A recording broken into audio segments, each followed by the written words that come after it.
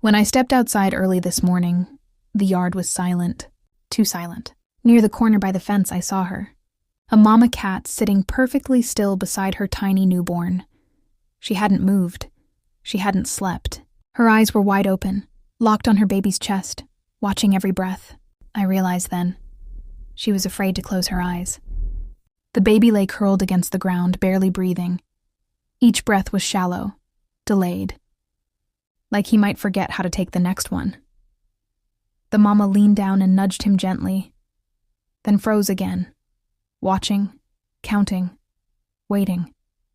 She noticed me and didn't run. She didn't hiss. She didn't protect herself.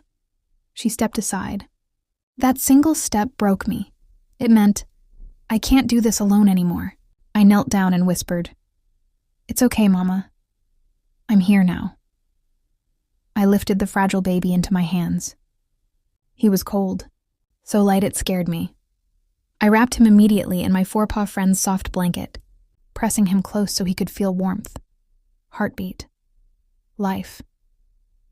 For a few long seconds, nothing happened. Then, a tiny movement, a deeper breath. A soft, trembling cry. The mama collapsed beside me, purring loudly, pressing her face into the blanket, relief shaking through her entire body. She finally lay down, finally rested her head, because she knew she didn't have to stay awake anymore. Her baby was breathing, and she wasn't alone. At first, she wouldn't let anyone close.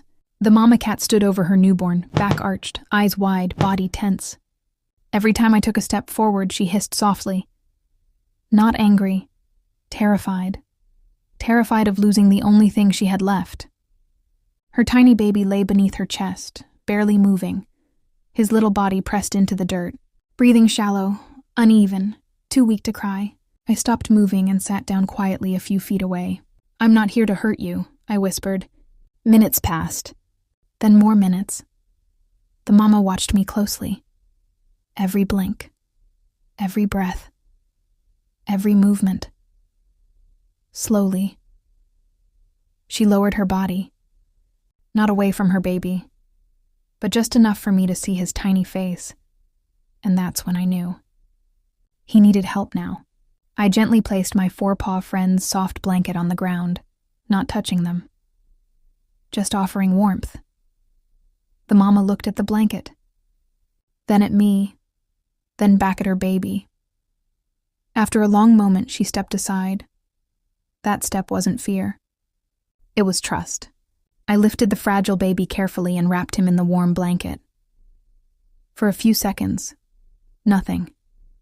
Then, a deeper breath, a tiny movement, a weak but real cry.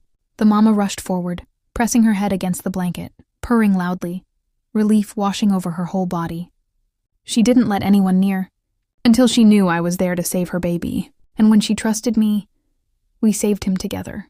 Everywhere I went that afternoon, she followed me. From the porch, to the garden, to the side of the house. The mama cat stayed just a few steps behind me, never making a sound. Not begging for food, not asking for attention, just watching me, waiting. At first I didn't understand. Then I noticed how she kept looking back toward the same spot near the bushes, over and over again. Finally, she stopped in front of me and let out a low, broken cry. Not loud, but full of fear. I followed her. Behind the bushes, hidden from the sun, lay her tiny newborn kitten. His mouth was slightly open, his breathing uneven, too fast, then too slow. The mama nudged him gently, then looked up at me, her eyes wide with panic. She knew something was wrong. I knelt down and whispered, "It's okay, Mama. I see it too." I gently lifted the baby and wrapped him inside my FourPawFriends soft hoodie, holding him upright against my chest. His tiny body felt fragile, struggling, fighting. For a moment, the mama paced in circles, her tail shaking. Then, a deeper breath, a stronger rise of his chest. A tiny sound escaped his mouth. The mama froze, then rushed forward, pressing her head into the hoodie, purring loudly, relief flooding through her. She followed me everywhere because she knew one thing. I could help her baby breathe again. And she was right.